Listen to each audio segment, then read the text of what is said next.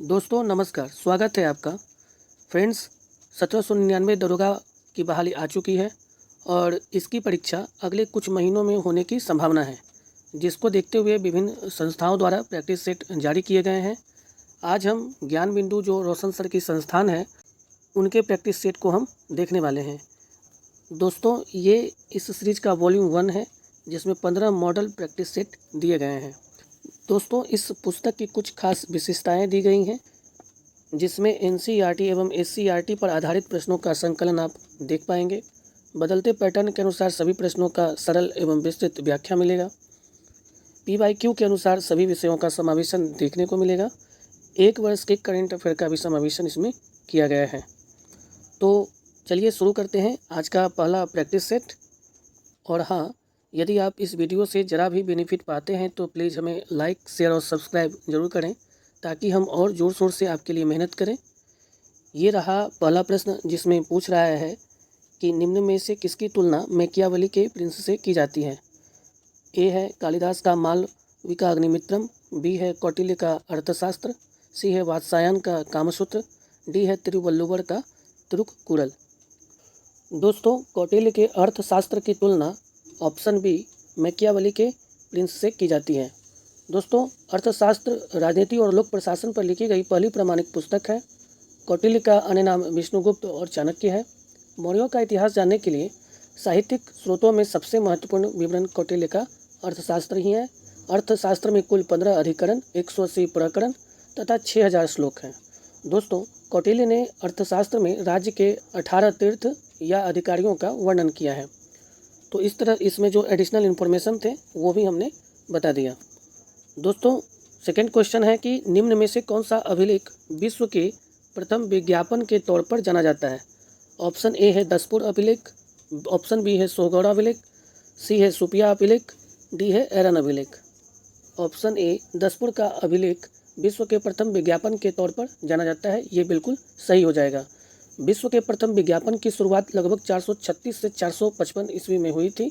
यह विज्ञापन मंदसौर, मध्य प्रदेश, भारत में संस्कृत में लिखा गया था। यह विज्ञापन रेशमी साड़ियों की बिक्री को बढ़ावा देने के लिए मंदसौर के खिलचीपुरा स्थित सूर्य मंदिर की दीवार पर किसी व्यवसायी ने लिखवाया था। दोस्तों, इसमें सोहगौड़ा अभिलेख ये गोरखपुर, उत्तर प्रदेश, राप्ती नदी के तट पर स्थित है। वहीं सुपिया अभिलेख मध्य प्रदेश के रीवा जिले में स्थित है, जिसमें गुप्तों की वंशावली के बारे में जानकारी मिलती है। एरन अभिलेख सागर जिला, मध्य प्रदेश में स्थित है। यह भारत में सती प्रथा का पहला अभिलेखीय साक्ष्य है। इसमें राजा भानुगुप्त और उनके सेनापति गोपराज का उल्लेख है। अगला क्वेश्चन कह रहा है कि किसकी विद्वता से प्रभावित होकर ख्वारिज्म के ममुनी शासक ने उसे अपना मंत्री नियुक्त कर दिया था। ऑप्शन है इत्सिंग, ह्वेनसांग, अलबरूनी, फाहियान। दोस्तों, इस क्वेश्चन का सही आंसर ऑप्शन सी अलबरूनी बिल्कुल सही हो जाएगा।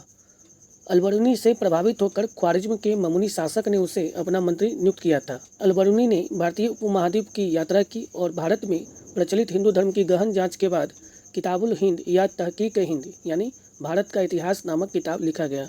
किताबुल हिंद या तहकीक हिंद यानी कि भारत का इतिहास किसके द्वारा लिखा गया? अलबरूनी के द्वारा लिखा गया। दोस्तों, अगला क्वेश्चन कह रहा है विजयनगर के किस शासक को 2 समुद्रों का अधिपति कहा गया है। ऑप्शंस हैं बुक्का प्रथम, हरिहर प्रथम, कृष्णदेवराय, सालू नरसिंह। दोस्तों, इसका सही आंसर ऑप्शन बी हरिहर प्रथम बिल्कुल सही हो जाएगा। प्रच्छन्न बौद्ध किसे कहा जाता है? शंकर, कपिल, रामानुज, पतंजलि। तो इसका सही आंसर प्रच्छन्न बौद्ध शंकराचार्य को कहा जाता है। ऑप्शन ए बिल्कुल सही हो जाएगा। दोस्तों, शंकराचार्य के दर्शन का आधार वेदांत अथवा उपनिषद था। उनका सिद्धांत अद्वैतवाद कहलाया। शंकराचार्य के मायावाद पर महायान बौद्ध चिंतन का प्रभाव माना जाता है। इसी आधार पर उन्हें प्रच्छन्न बौद्ध कहा गया है। शंकराचार्य ने धर्म की एकता के लिए भारत के 4 भागों में 4 मठ स्थापित किए। पहला है वेदांत मठ श्रृंगेरी, जो कि दक्षिण भारत में है। दूसरा है गोवर्धन मठ जगन्नाथपुरी, जो कि पूर्वी भारत में है। तीसरा है शारदा मठ द्वारका, जो पश्चिम भारत में है। चौथा है ज्योतिर्मठ बद्रिका आश्रम, जो कि उत्तर भारत में है। अगला क्वेश्चन कह रहा है कि रैयतवाड़ी बंदोबस्त के संदर्भ में निम्नलिखित कथनों पर विचार कीजिए। पहला कथन है किसानों द्वारा लगान सीधे सरकार को दिया जाता था। दूसरा है सरकार जमीन रैयत को पट्टे पर देती थी। तीसरा है कर लगाने के पूर्व भूमि का सर्वेक्षण तथा मूल्य निर्धारण किया जाता था। तो तीनों कथन में से कौन सा सही है ये आपको बताना है। तो इसका सही आंसर ऑप्शन सी 1, 2 और 3 बिल्कुल सही हो जाएगा। यानी तीनों स्टेटमेंट यहाँ पे दिए गए हैं जो तीनों सही हैं कि रैयतवाड़ी का जन्मदाता थॉमस मुनरो और कैप्टन अलेक्जेंडर रीड को माना जाता है। 1792 में रैयतवाड़ी व्यवस्था बारामहल जिले में पहली बार कैप्टन रीड द्वारा लागू की गई थी। कैप्टन रीड के द्वारा 1820 में इस व्यवस्था को मद्रास में लागू किया गया। रैयतवाड़ी व्यवस्था में प्रत्येक पंजीकृत भूमिदार को भूमि का स्वामी माना गया और लगान जमा करने का दायित्व भी किसानों को ही दिया गया। चूँकि यह व्यवस्था प्रत्यक्ष रूप से किसानों या आम जनता के साथ लागू की गई थी, अतः इसे रैयतवाड़ी कहा गया। इस व्यवस्था के अंतर्गत ब्रिटिश भूभाग का 51% हिस्सा शामिल था। यह व्यवस्था बम्बई के कुछ हिस्से, असम व कुर्ग आदि क्षेत्रों पर भी लागू थी। यह व्यवस्था अस्थायी नहीं थी। प्रत्येक 30 वर्षों में लगान का पुनर्निर्धारण किया जाता था। अगला प्रश्न है, स्वतंत्रता संग्राम के दौरान भारतीय राज्यों कश्मीर, हैदराबाद, त्रावणकोर आदि जैसे भारतीय शासकों द्वारा शासित राज्यों में एक समानांतर आंदोलन शुरू किया गया था। उसका नाम क्या था ये आपको बतलाना है। ऑप्शंस हैं राज्य जन आंदोलन, प्रजामंडल आंदोलन, स्वराज आंदोलन या उपर्युक्त में से कोई नहीं। दोस्तों इसका सही आंसर ऑप्शन बी प्रजामंडल आंदोलन बिल्कुल सही हो जाएगा।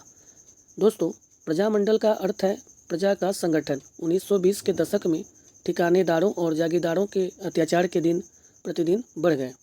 इन सभी के कारण राज्य की प्रजा में जागृति आई और उन्होंने संगठन बनाकर अत्याचारों के विरुद्ध आंदोलन शुरू किया जो प्रजामंडल आंदोलन कहलाया।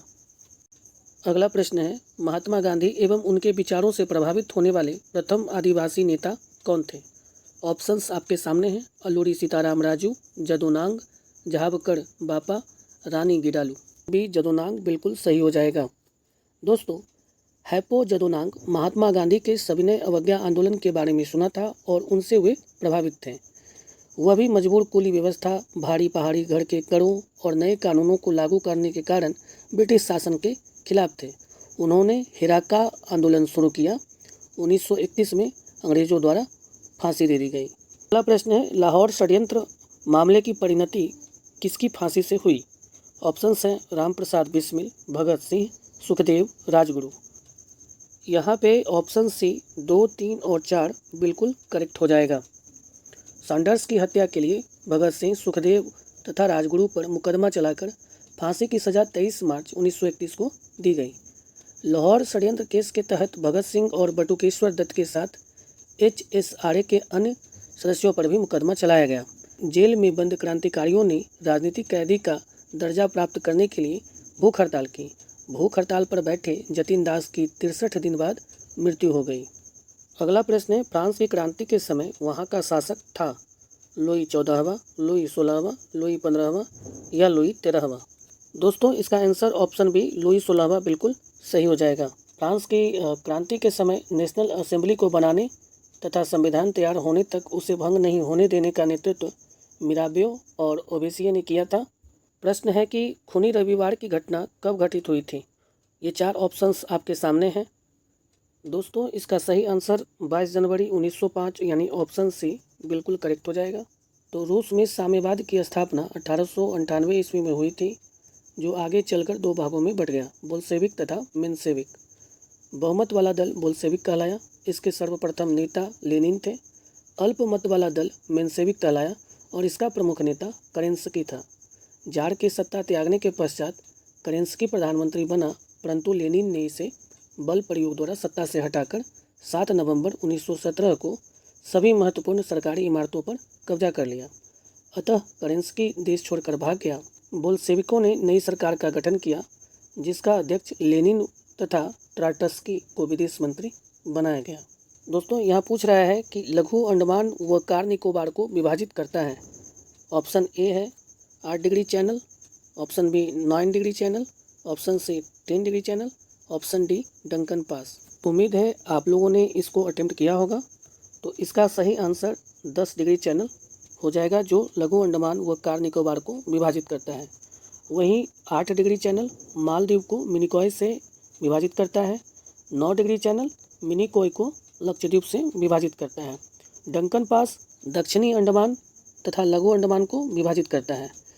दोस्तों आप बताइए कि ग्रेट चैनल किन दो क्षेत्रों को विभाजित करता है?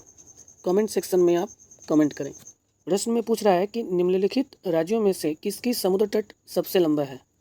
ऑप्शन है आंध्र प्रदेश, तमिलनाडु, महाराष्ट्र, केरल। दोस्तों इसका सही आंसर ऑप्शन बी तमिलनाडु बिल्कुल सही हो जाएगा। दोस्तों अभी हालिया के एक सर्वे के अनुसार भारत की कुल तटरेखा की लंबाई 11,098.81 किलोमीटर हो गई है, जिसमें अगर मेनलैंड टॉप 5 स्टेट की बात करूं तो सबसे टॉप पे गुजरात जो कि 2,340.62 किलोमीटर की उसकी तटरेखा है। दूसरे नंबर पे तमिलनाडु 1,068.69 किलोमीटर के साथ। तीसरे नंबर पर है आंध्र प्रदेश, उसकी तटरेखा की लंबाई 1,053.07 किलोमीटर है। वहीं महाराष्ट्र की 877.97 किलोमीटर है। पाँचवें स्थान पर है पश्चिम बंगाल, जिसकी तटरेखा की लंबाई 721.02 किलोमीटर है। सबसे टॉप पे केंद्र शासित प्रदेश अंडमान व निकोबार आता है, जिसकी कुल तटरेखा की लंबाई 3,083.50 किलोमीटर है। तो इस तरह भारत की कुल तटरेखा की लंबाई 11,098.81 किलोमीटर हो गई है। ये बिल्कुल याद रखना है, ये नया अपडेट है। शिवालिक को भारत के उत्तरी मैदान से अलग करने वाली संरचना है। ऑप्शंस आपके सामने हैं। दोस्तों इसका सही answer option A Himalayan frontal fault बिल्कुल सही हो जाएगा। तो हिमालयन फ्रंटल फॉल्ट शिवालिक को भारत के उत्तरी मैदान से अलग करती है। यह एक ऐसी संरचना है जहां से भारतीय प्लेट का यूरेशियन प्लेट के नीचे क्षेपण हो रहा है। प्लायोसीन युग के अंत तक हिमालयन फ्रंटल फॉल्ट का विकास हुआ। ट्रांस हिमालय बृहद हिमालय से इंडो सांगपो सचर जोन द्वारा अलग होता है। बृहद हिमालय लघु हिमालय से मेन सेंट्रल थ्रस्ट द्वारा अलग होता है। लघु हिमालय शिवालिक हिमालय से मेन बाउंड्री फॉल्ट द्वारा अलग होता है। पूछ रहा है कि जलोढ़ मिट्टी में किस तत्व की कमी पाई जाती है? पोटास, फॉस्फोरिक अम्ल, नाइट्रोजन या चूना। इसका सही आंसर ऑप्शन सी नाइट्रोजन बिल्कुल सही हो जाएगा।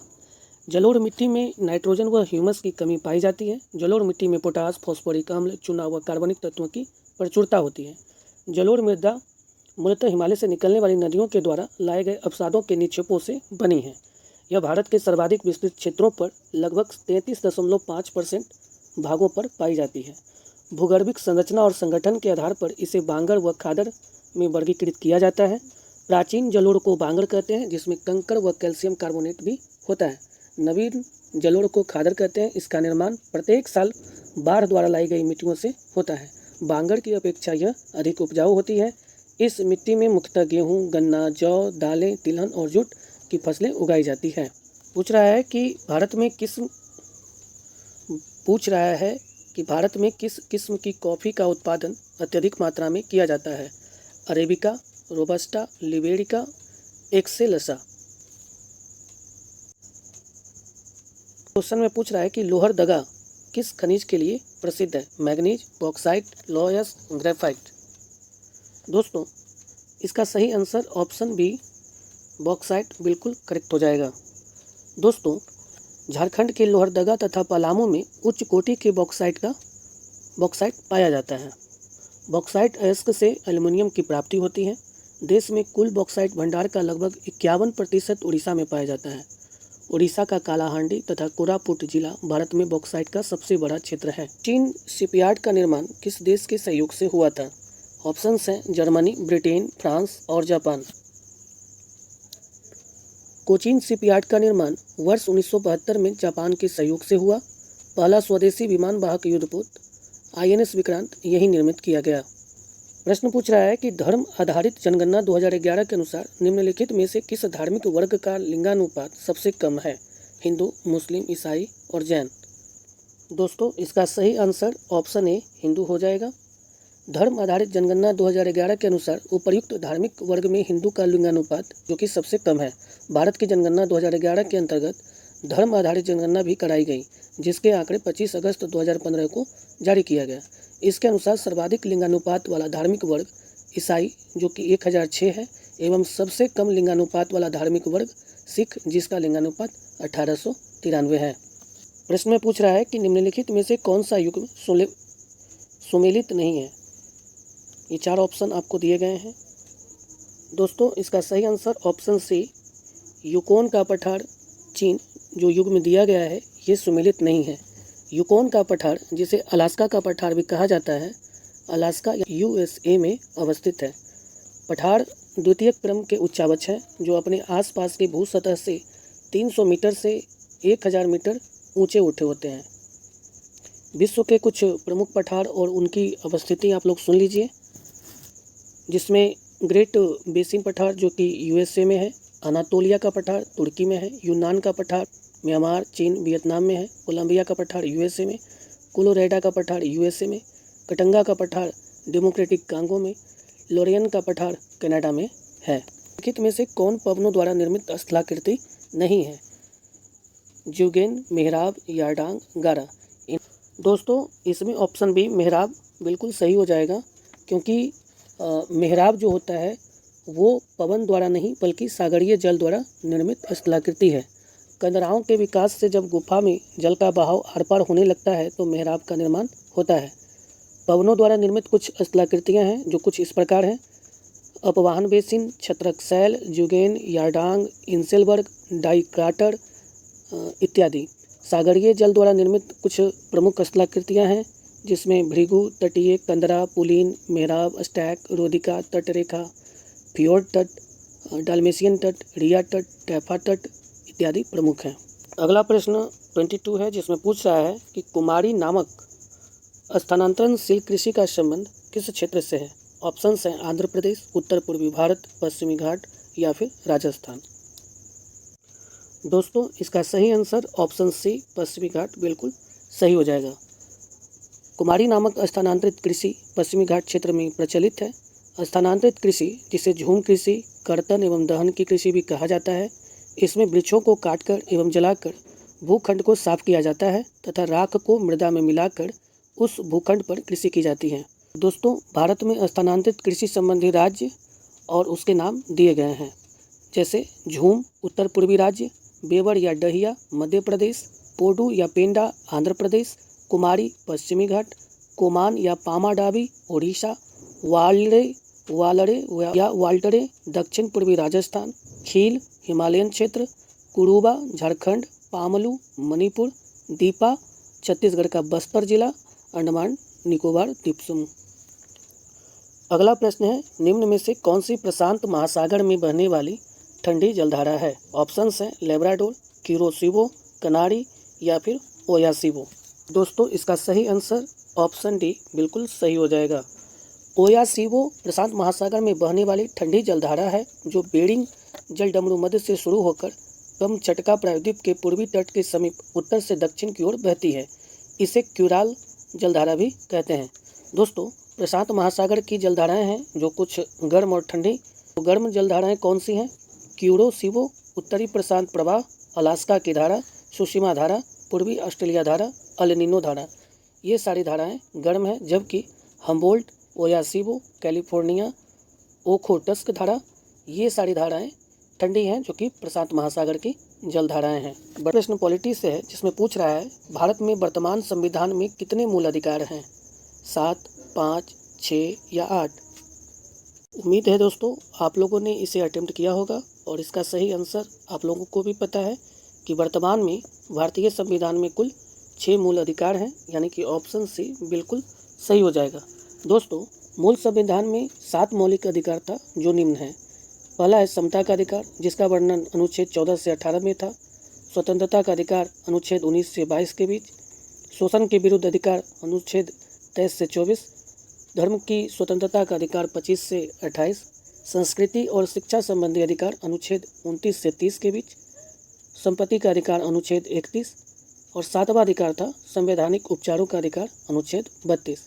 दोस्तों, हालांकि संपत्ति के अधिकार को 44वें संविधान संशोधन अधिनियम 1978 के द्वारा मूल अधिकारों की सूची से हटा दिया गया।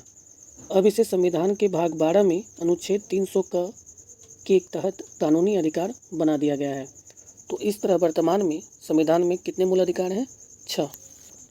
अगला प्रश्न पूछ रहा है, भारतीय संविधान के अनुसार सरकार का प्रमुख कौन होता है? राष्ट्रपति, प्रधानमंत्री, सर्वोच्च न्यायालय या फिर उपर्युक्त में से सभी। सर ऑप्शन बी प्रधानमंत्री बिल्कुल सही हो जाएगा। भारतीय संविधान के अनुसार सरकार का प्रमुख प्रधानमंत्री होता है। बिना प्रधानमंत्री के मंत्रिपरिषद का कोई अस्तित्व नहीं है। मंत्रिपरिषद तभी अस्तित्व में आती है जब प्रधानमंत्री अपने पद का शपथ ग्रहण कर लेता है। प्रधानमंत्री की मृत्यु या त्यागपत्र से पूरी मंत्रिपरिषद भी भंग हो जाती है, जबकि किसी मंत्री की मृत्यु, हटाए जाने या त्यागपत्र के कारण मंत्रिपरिषद में केवल एक स्थान खाली होता है। प्रधानमंत्री एक तरफ मंत्रिपरिषद तथा दूसरी तरफ राष्ट्रपति और संसद के बीच एक सेतु का काम करता है।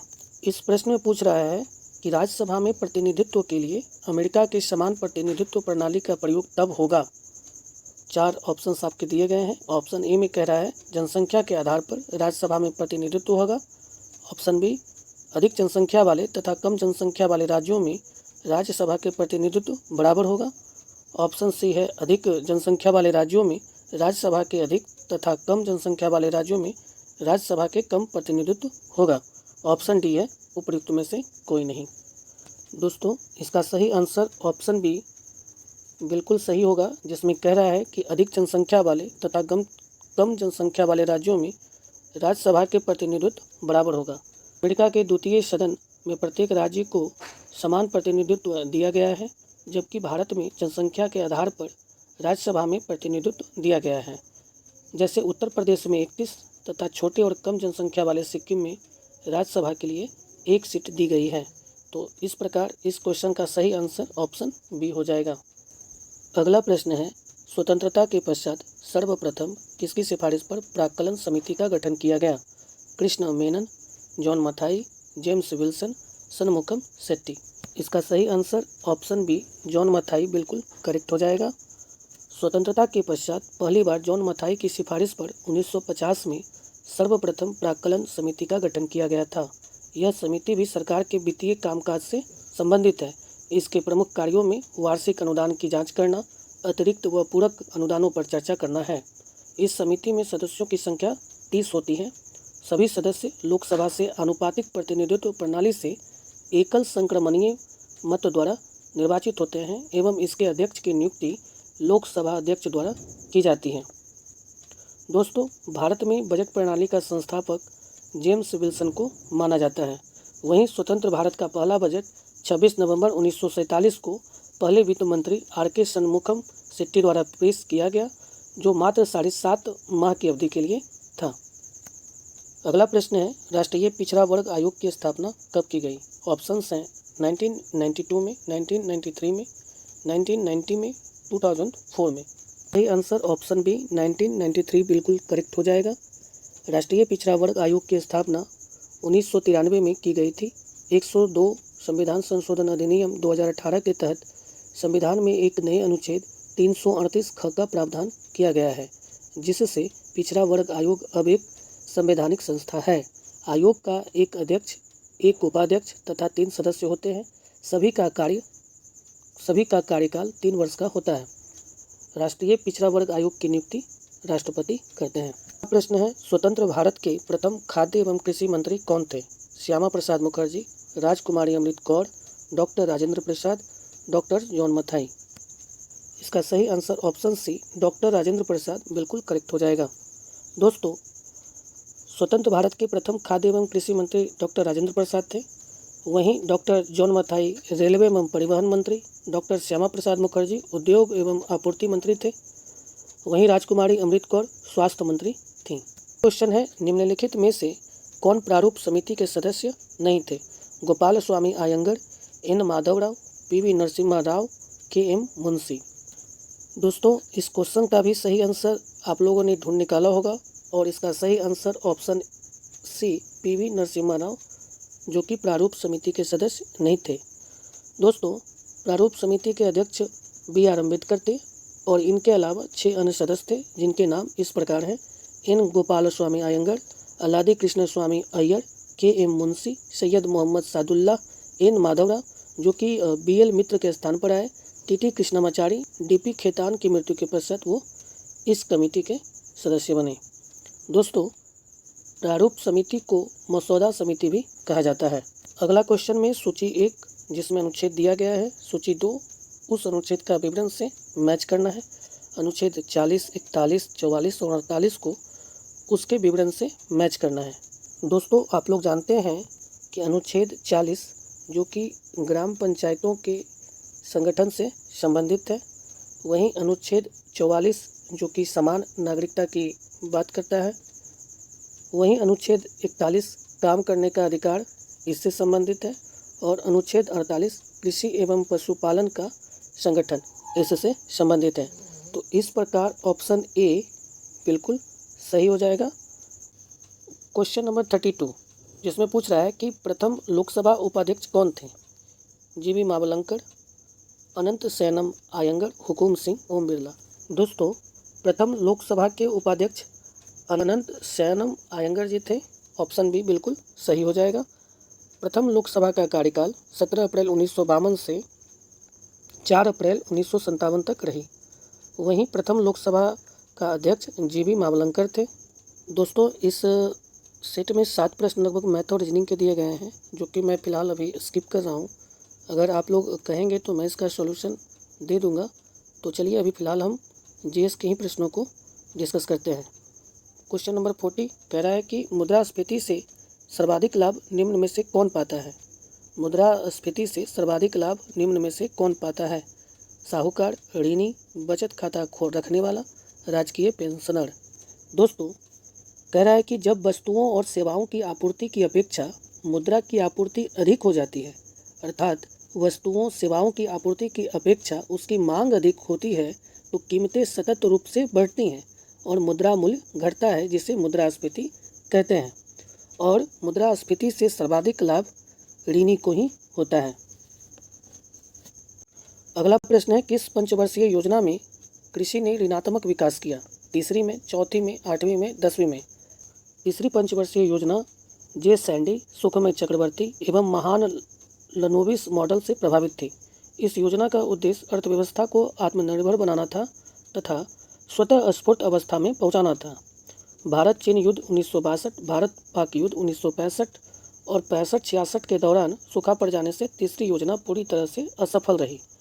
इसी योजना के अंतर्गत वर्ष 1964 में सोवियत संघ के सहयोग से Bokaro iron and steel industry की स्थापना की गई। राजा चलैया समिति का संबंध किससे है? कर सुधार, प्रत्यक्ष कर, अप्रत्यक्ष कर या फिर कर नीति? तो दोस्तों, उम्मीद है आप लोगों ने इस क्वेश्चन को भी सही अटेम्प्ट किया होगा। राजा चलैया समिति का संबंध कर सुधार से है। कुछ महत्वपूर्ण समिति हैं और उनके कार्यक्षेत्र हैं जिनसे वो संबंधित हैं, वो हम लोग डिस्कस कर लेते हैं। जिसमें एल.के. झा समिति अप्रत्यक्ष कर, रेखी समिति अप्रत्यक्ष कर, भूरेलाल समिति मोटर वाहन करों में वृद्धि, वाई.बी. रेड्डी समिति 2001 आयकर छूटों की समीक्षा, रंगराजन समिति 2006 पेट्रोलियम उत्पादों पर प्रशुल्क संरचना के संबंध में सिफारिश, केलकर समिति 2002 प्रत्यक्ष तथा परोक्ष करारोपण। वहीं पार्थ सारथी सोम समिति, ये भी कर नीति से संबंधित थी। अगला प्रश्न है, निम्न में से कौन प्लास्टिक मनी का उदाहरण है? प्लास्टिक मनी का उदाहरण कौन सा है? Debit card, credit card? Option C है ए और बी दोनों, या फिर सांकेतिक मुद्रा? ऑप्शन सी ए और बी यानी डेबिट कार्ड और क्रेडिट कार्ड दोनों प्लास्टिक मनी का उदाहरण है। सांकेतिक मुद्रा वह मुद्रा होती है जिसका आंतरिक धात्विक मूल्य उसके अंकित मूल्य से कम होता है। यह सस्ती धातु से बनी होती है, उदाहरण भारतीय सिक्के। अगला प्रश्न है, निम्न में से किस प्रकार की बेरोजगारी के अंतर्गत वास्तविक आवश्यकता से अधिक लोग काम कर रहे होते हैं? बताना है स्वैच्छिक बेरोजगारी, प्रच्छन्न बेरोजगारी, दीर्घकालिक बेरोजगारी, घर्षणात्मक बेरोजगारी। प्रच्छन्न बेरोजगारी के अंतर्गत वास्तविक आवश्यकता से अधिक लोग काम कर रहे होते हैं। प्रच्छन्न बेरोजगारी क्या होता है? यदि कोई व्यक्ति उत्पादन प्रक्रिया में योगदान नहीं देता, या दूसरे शब्दों में यदि उत्पादन पर विपरीत प्रभाव डाले बिना उस कार्य से हटाया जा सकता है, तो वह प्रच्छन्न बेरोजगारी माना जाएगा। यहाँ श्रम की सीमांत उत्पादकता शून्य के बराबर है। यह कृषि क्षेत्र में एक सामान्य घटना है। वहीं स्वैच्छिक बेरोजगारी एक ऐसी स्थिति है जब व्यक्ति कार्य करने में सक्षम है लेकिन कार्य करने के लिए इच्छुक नहीं है, या जहाँ कार्य या नौकरी उपलब्ध है लेकिन लोग उसको करने के इच्छुक नहीं हैं। वहीं घर्षणात्मक बेरोजगारी यह उस समय विशेष के दौरान उत्पन्न होती है जब श्रमिक एक उत्पादन प्रक्रिया से दूसरी प्रक्रिया की ओर चले जाते हैं, अर्थात विभिन्न व्यवसायों में श्रमिकों की गतिशीलता में अपूर्णता के कारण यह बेरोजगारी उत्पन्न होती है। तो इस तरह की बेरोजगारी को हम लोग घर्षणात्मक बेरोजगारी कहते हैं। अगला प्रश्न है, निम्नलिखित में से कौन सा वक्र बेरोजगारी की दरों और इसी के अनुरूप मुद्रास्फीति की दरों के बीच व्युत्क्रम संबंध का वर्णन करता है? ऑप्शन ए है लैफर वक्र, फिलिप्स वक्र, सी है ए और बी दोनों, डी है इनमें से कोई नहीं। दोस्तों, यहाँ पे फिलिप्स वक्र बेरोजगारी की दरों और इसी के अनुरूप मुद्रास्फीति की दरों के बीच व्युत्क्रम संबंध का वर्णन करता है। फिलिप्स वक्र यह मुद्रास्फीति दर और बेरोजगारी दर के बीच संबंध को दर्शाता है। यह अर्थव्यवस्था में मुद्रास्फीति दर और बेरोजगारी दर के बीच उल्टे या विपरीत संबंध को दर्शाता है। लैफर वक्र यह अमेरिकी अर्थशास्त्री आर्थर लैफर द्वारा प्रतिपादित अवधारणा है। इसके अंतर्गत कर के दर एवं कर राजस्व के बीच के संबंध को एक वक्र से दर्शाया जाता है। इसी वक्र को लैफर वक्र कहा जाता है। उनके अनुसार जब कर की दर को धीरे धीरे बढ़ाया जाता है तो प्राप्त राजस्व में भी बढ़ोतरी देखी जाती है। हालांकि एक निश्चित सीमा के उपरांत कर की दर बढ़ाने से यह करदाताओं को क्षति पहुंचाने लगती है। 46 भारत में रेपो रेट और रिवर्स रेपो रेट को कौन सा संस्थान निर्धारित करता है? ऑप्शंस हैं भारतीय स्टेट बैंक, भारतीय रिजर्व बैंक, केंद्रीय सांख्यिकी संगठन या फिर नीति आयोग। दोस्तों, भारत में रेपो रेट और रिवर्स रेपो रेट को भारतीय रिजर्व बैंक आरबीआई कंट्रोल करता है। रेपो रेट क्या होता है? रेपो रेट वह दर है जिस पर भारतीय रिजर्व बैंक अनुसूचित वाणिज्यिक बैंकों को अल्पकालीन ऋण देकर अर्थव्यवस्था में तरलता की अतिरिक्त मात्रा जारी करता है। रेपो दर वह निर्धारित ब्याज दर है जिस पर भारतीय रिजर्व बैंक चल निधि समायोजन सुविधा के तहत बैंकों को सरकार के संपार्श्विक यानी कि कोलेटरल के विरुद्ध ओवरनाइट चल निधि प्रदान करता है। अगला प्रश्न साइंस का है जिसमें कि मैच द फॉलोइंग करना है। सूची 1 में भौतिक राशियां हैं, सूची 2 में इकाई है। तो बताना है कि इसका सही आंसर क्या होगा। दोस्तों, इसका सही आंसर ऑप्शन सी बिल्कुल करेक्ट हो जाएगा, जिसमें कि ए का 4 यानी आयतन का घन मीटर इसकी इकाई होगी। वहीं बी का 3 यानी कोणीय संवेग किलोग्राम वर्ग मीटर प्रति सेकंड इसकी इकाई होगी। श्यानता की इकाई न्यूटन सेकंड प्रति वर्ग मीटर हो जाएगी। और विद्युत प्रतिरोध ये बहुत ईजी है, ओम इसकी इकाई हो जाएगी। अगला प्रश्न है, जेनर डायोड का उपयोग किस रूप में किया जाता है? ट्रायोड वाल्व, वोल्टता नियंत्रक, डायोड वाल्व या फिर उपयुक्त में से सभी।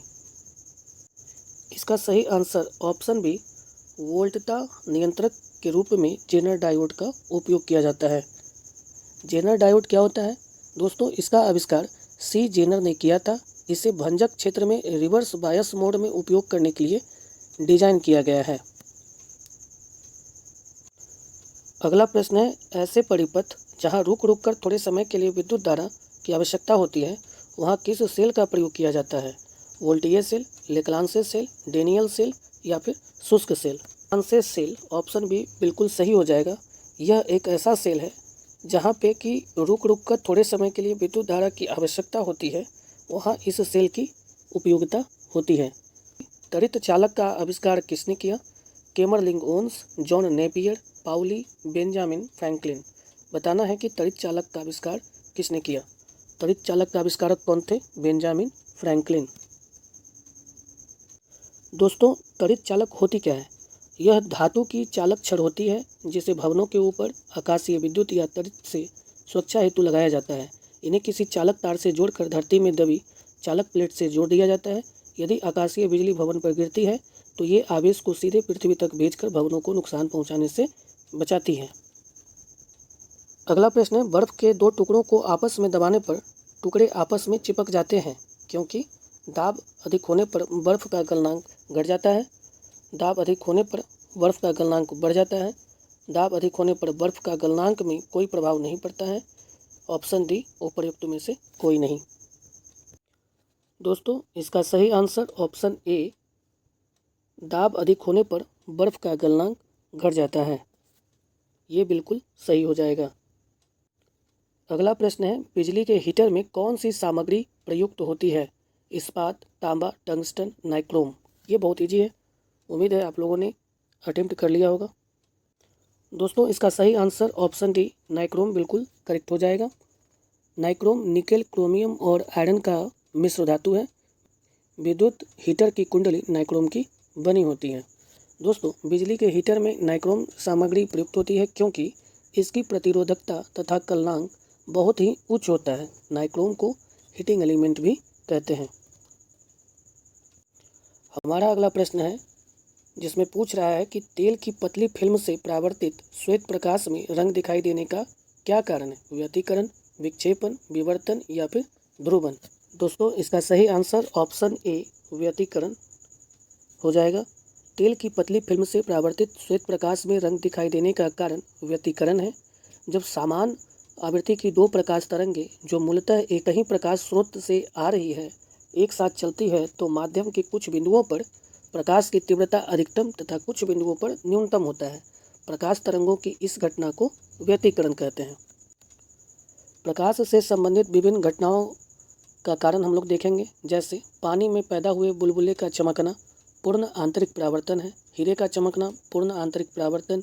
रेगिस्तान का मारीचिका, जल में पड़ी परेखनली का चमकना, कांच में आई दरार का चमकना, ये सभी घटनाएं पूर्ण आंतरिक परावर्तन है। वहीं वास्तविक सूर्योदय से पहले सूर्य का दिखाई देना, तारों का टिमटिमाना, ये सभी अपवर्तन के कारण होता है।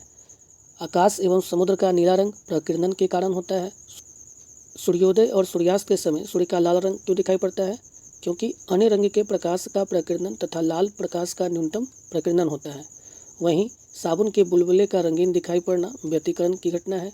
इंद्रधनुष का दिखना वर्ण विक्षेपण, परावर्तन, अपवर्तन तथा पूर्ण आंतरिक परावर्तन की घटना है। वहीं दरवाजे की झिर्री से आने वाले प्रकाश का फैलना विवर्तन की घटना को बतलाता है। अगला प्रश्न है, निम्नलिखित प्रश्न में दो कथन दिए गए हैं, एक अभिकथन और दूसरा कारण। इन कथनों का सावधानीपूर्वक मूल्यांकन करें और नीचे दिए गए विकल्पों में से सही विकल्प का चयन करें। अभिकथन, वाष्पीकरण की प्रक्रिया केवल क्वथनांक पर ही होती है। कारण है, वाष्पीकरण द्रव की सतह से क्वथनांक से कम तापमान पर वाष्प में परिवर्तित होने की धीमी प्रक्रिया है। ये चार ऑप्शंस आपके सामने दिए गए हैं। बताना है कि अभिकथन और कारण में क्या संबंध है। इसका सही आंसर ऑप्शन बी, अभिकथन एक असत्य है लेकिन कारण दो सत्य हैं। तो वाष्पीकरण तथा वाष्पन की घटना क्या है? इस प्रक्रिया में द्रव को गर्म करने पर यह तीव्रता से गैस में परिवर्तित होता है। क्वथनांक से कम तापमान पर द्रव के वाष्प में परिवर्तित होने की इस प्रक्रिया को वाष्पीकरण कहते हैं। वाष्पन वाष्पीकरण का धीमा रूप है, इसमें यह क्वथनांक से कम ताप पर संभव है। वहीं क्वथनांक क्या है? साधारण वायुमंडलीय दाब पर वह तापमान जिस पर कोई द्रव उबलना शुरू होता है, इसका क्वथनांक कहलाता है। तो इस तरह ऑप्शन बी, अभिकथन एक असत्य है लेकिन कारण दो सत्य हैं, बिल्कुल करेक्ट हो जाएगा। तो अगला प्रश्न है, निम्नलिखित अभिक्रिया में से कौन सा वियोजन या निस्तापन अभिक्रिया को प्रदर्शित करता है? ये चार केमिकल रिएक्शन आपको दिए गए हैं। इसका आंसर ऑप्शन सी बिल्कुल सही हो जाएगा, जिसमें कि कह रहा है इस अभिक्रिया में जिंक कार्बोनेट ZnCO3 को गर्म किया जाता है बिना ऑक्सीजन की उपस्थिति में या सीमित ऑक्सीजन में। यह टूटकर जिंक ऑक्साइड और कार्बन डाइऑक्साइड CO2 गैस बनाता है।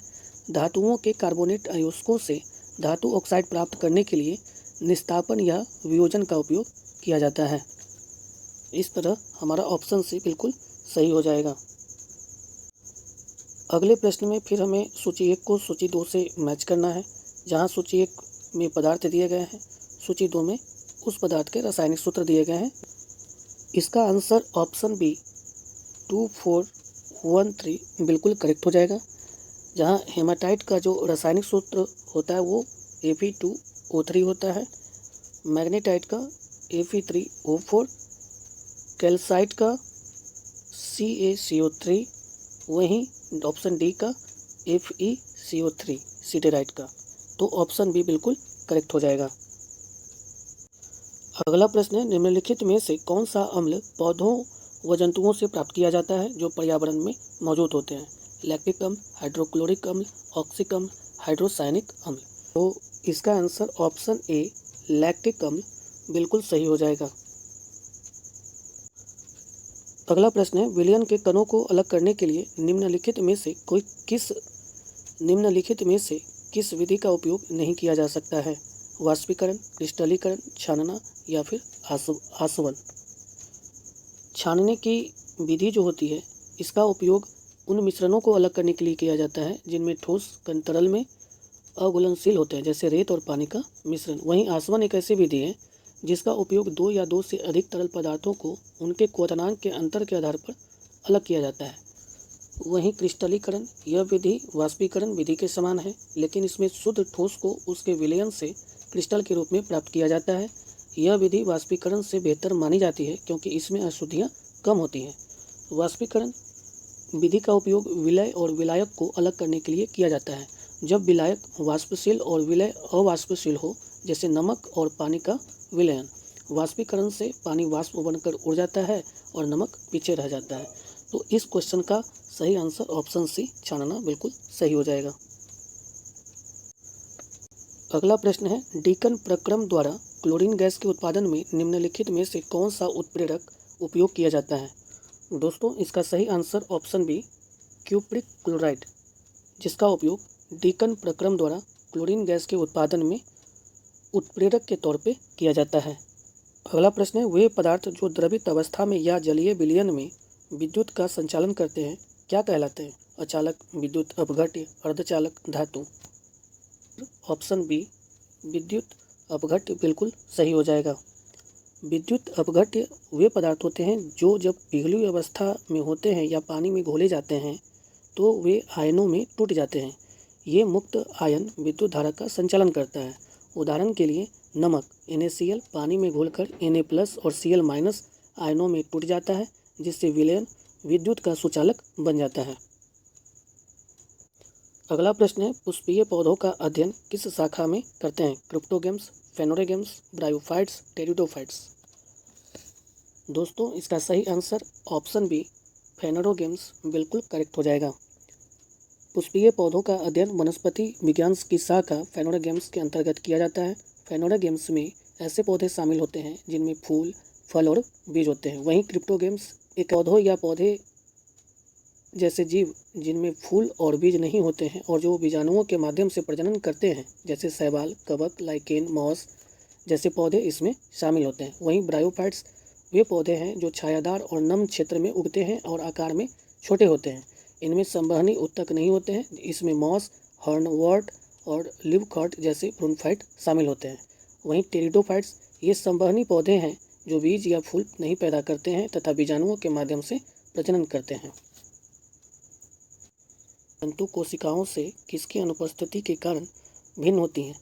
अंतर्द्रव्यीय जाल, माइटोकॉन्ड्रिया, तारक केंद्रक, सेंट्रियोल या फिर राइबोसोम। दोस्तों, इसका सही आंसर ऑप्शन डी, तारक केंद्र, सेंट्रियोल, बिल्कुल सही हो जाएगा। अगला प्रश्न है, निम्न में से कौन सा जोड़ा गलत है? आम, अस्थिफल, अमरूद, सरसफल, सूरजमुखी, संपुट, अनानास, सोरोसिस। ये बताना है कि इनमें से कौन सा जोड़ा है जो गलत है। दोस्तों, इसका सही आंसर ऑप्शन सी, सूरजमुखी का संपुट, बिल्कुल सही हो जाएगा।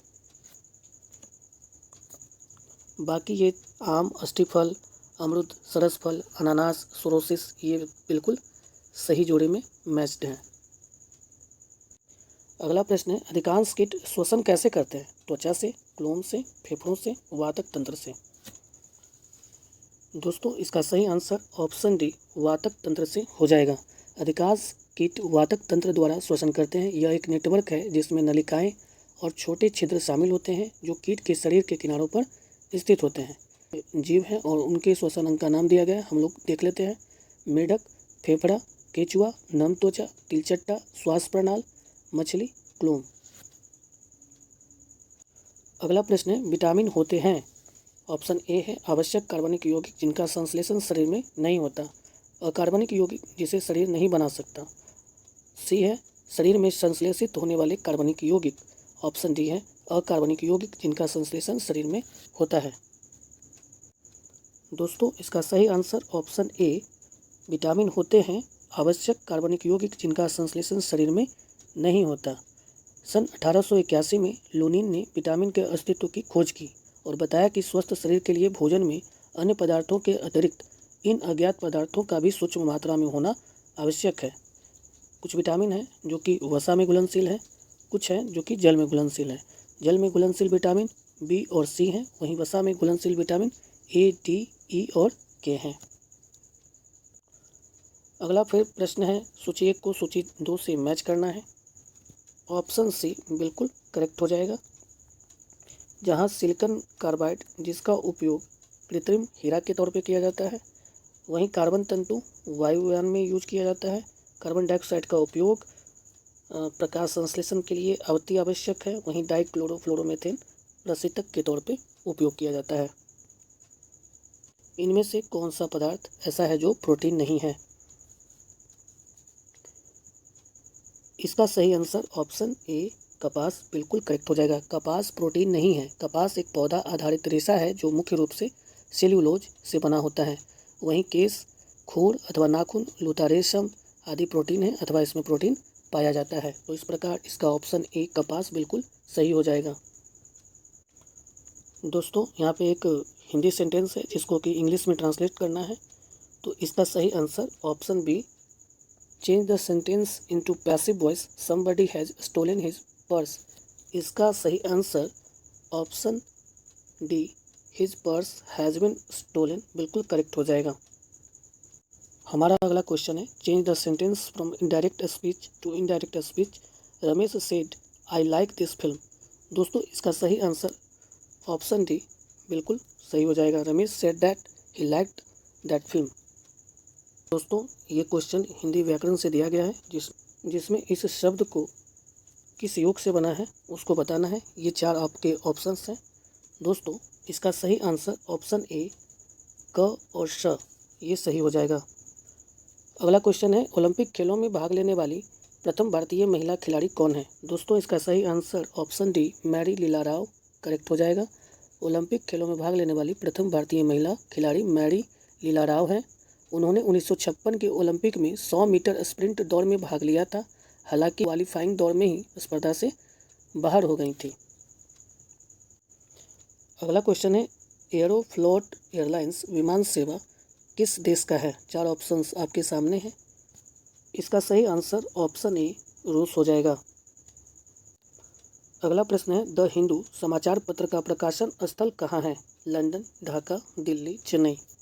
ये बताना है। दोस्तों इसका सही आंसर ऑप्शन डी, चेन्नई बिल्कुल सही हो जाएगा। अगला प्रश्न है, दरभंगा किस नदी के किनारे अवस्थित है? इसका सही आंसर ऑप्शन डी, कमला बिल्कुल सही हो जाएगा। दरभंगा कमला एवं बागमती नदी के किनारे अवस्थित है। दोस्तों इसमें पूछ रहा है कि बिहार का अक्षांशीय विस्तार क्या है? ये 4 ऑप्शंस आपके सामने हैं।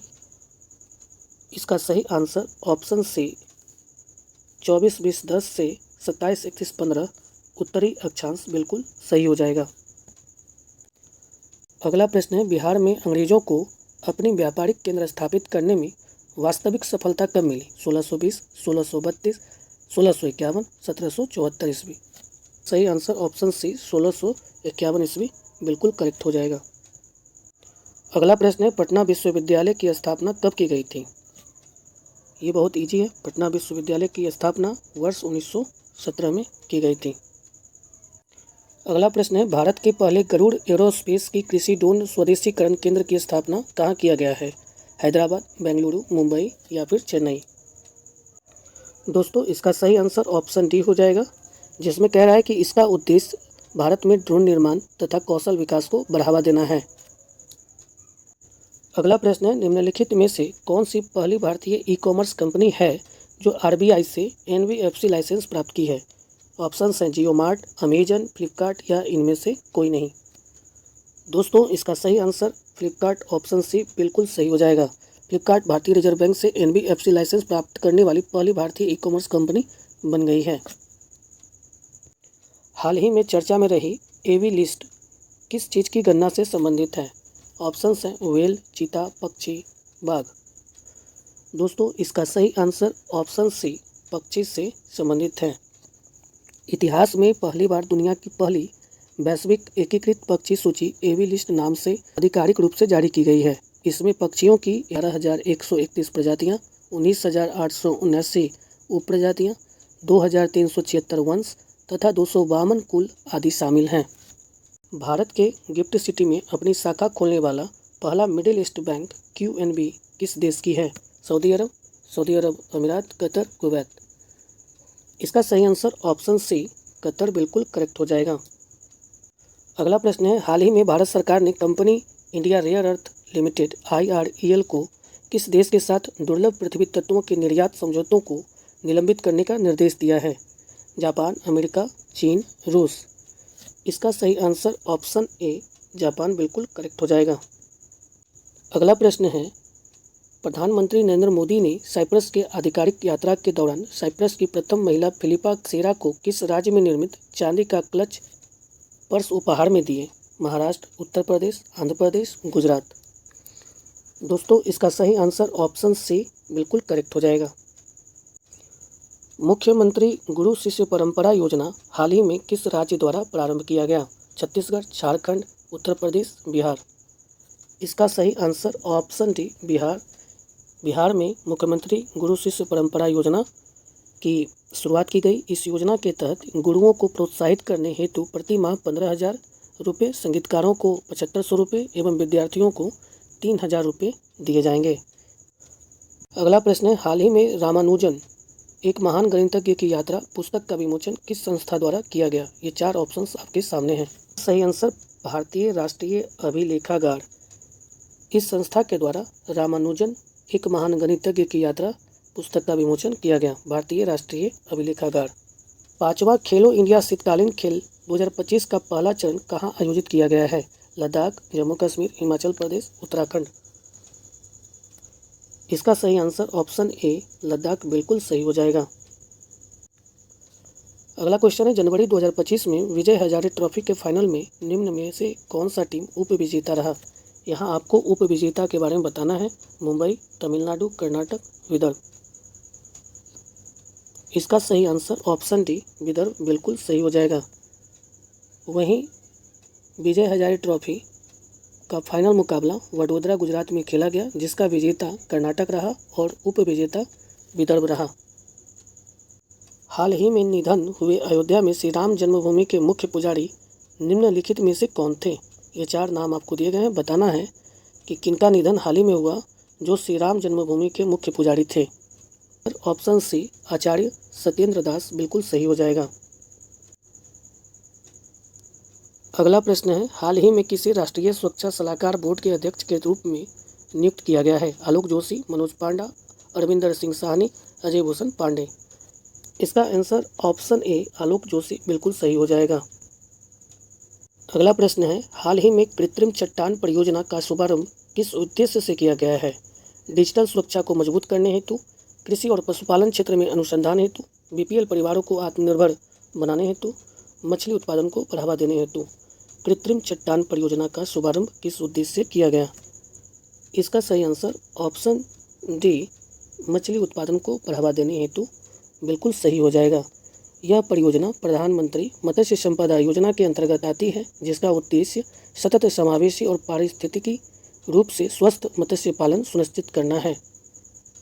अगला क्वेश्चन है, हाल ही में जारी QS world university ranking sustainability 2025 में भारत का शीर्ष विश्वविद्यालय कौन सा है? ऑप्शंस आपके सामने हैं। इसका सही answer option C IIT Delhi बिल्कुल सही हो जाएगा। दोस्तों, अगला क्वेश्चन है, हाल ही में राष्ट्रीय अंतरिक्ष दिवस को मनाने की घोषणा की गई है। ये तारीख बताना है कि राष्ट्रीय अंतरिक्ष दिवस को मनाने की घोषणा कब की गई? 23 जनवरी को, 26 दिसंबर को, 23 अगस्त को, 17 सितंबर को। ये सभी को पता है कि 23 अगस्त को राष्ट्रीय अंतरिक्ष दिवस को मनाने की घोषणा की गई और यह घोषणा चंद्रयान 3 के चंद्रमा के दक्षिणी ध्रुव पर सफल लैंडिंग होने के उपलक्ष्य में प्रधानमंत्री नरेंद्र मोदी जी द्वारा घोषणा की गई थी। दुनिया के पहले कार्बन न्यूट्रल बेबी बनने वाली बच्ची का क्या नाम है? दुनिया के पहले कार्बन न्यूट्रल बेबी बनने वाली बच्ची का क्या नाम है? आदवी, मानवी, जीवा या फिर दीवा। इसका सही आंसर ऑप्शन ए आदवी बिल्कुल करेक्ट हो जाएगा। आदवी तमिलनाडु राज्य से संबंधित है। अगला प्रश्न है, हाल ही में विश्व पशु स्वास्थ्य संगठन WOAH ने विश्व के पशु स्वास्थ्य की कौन सी स्थिति रिपोर्ट जारी की है। पहली रिपोर्ट, दूसरी रिपोर्ट, तीसरी रिपोर्ट, पाँचवीं रिपोर्ट। 96 का ऑप्शन ए बिल्कुल करेक्ट हो जाएगा। पहली रिपोर्ट जारी की गई है 23 मई 2025 को। अपनी पहली विश्व पशु स्वास्थ्य की स्थिति रिपोर्ट, जिसमें संक्रामक पशु रोगों के बढ़ते वैश्विक खतरे पर प्रकाश डाला गया है। इस रिपोर्ट के अनुसार 47% संक्रामक पशु रोगों में जूनोटिक क्षमता होती है, अर्थात जो मनुष्य में फैल सकते हैं। हाल ही में उड़ीसा के भव्य मंदिर से प्रेरित होकर निम्न में से किस राज्य में जगन्नाथ धाम मंदिर का निर्माण किया गया है? उत्तर प्रदेश, केरल, पश्चिम बंगाल, गुजरात। इसका सही आंसर ऑप्शन सी पश्चिम बंगाल बिल्कुल सही हो जाएगा। हाल ही में चर्चा में रहे हरा सोना नाम की किस्म है। बताना है कि हरा सोना किसकी किस्म है? गन्ने की, कपास की, साग की या बांस की? इसका सही आंसर ऑप्शन डी बांस की बिल्कुल सही हो जाएगा, हरा सोना। अगला प्रश्न है, हाल ही में बिहार के किस खिलाड़ी ने खेलो इंडिया यूथ गेम्स 2025 में 2000 मीटर स्टीपल चेज में स्वर्ण पदक जीता है? सविता सिंह, अपराजिता मिश्रा, खुशी यादव, रेखा यादव। तो दोस्तों इसका सही आंसर ऑप्शन सी बिल्कुल सही हो जाएगा, खुशी यादव। खुशी यादव भागलपुर की हैं। दोस्तों ये इस सेट का आखिरी प्रश्न है, जिसमें कह रहा है कि हाल ही में बिहार सरकार द्वारा 35% महिला आरक्षण को केवल बिहार की मूल निवासी महिलाओं तक सीमित करने के लिए कब से बिहार अधिवास नीति लागू की गई है? 8 मार्च 2025, 8 जुलाई 2025, 15 अगस्त 2025, 26 जनवरी 2025। दोस्तों इसका सही आंसर ऑप्शन बी 8 जुलाई 2025 बिल्कुल सही हो जाएगा। दोस्तों यह निर्णय 2016 की नीति से बदलाव है, जिसमें अन्य राज्यों की महिलाएं भी इस आरक्षण का लाभ ले सकती थीं। बिहार अधिवास नियम 35% महिला आरक्षण पात्रता मानदंड के अनुसार बिहार में न्यूनतम 3 वर्ष का निवास, बिहार में मकान या भूमि का स्वामित्व आदि आवश्यक है। हाल ही में बिहार सरकार ने भूमि सर्वे को पूरा करने की समय सीमा जुलाई 2025 से बढ़ाकर जुलाई 2026 तक कर दी है।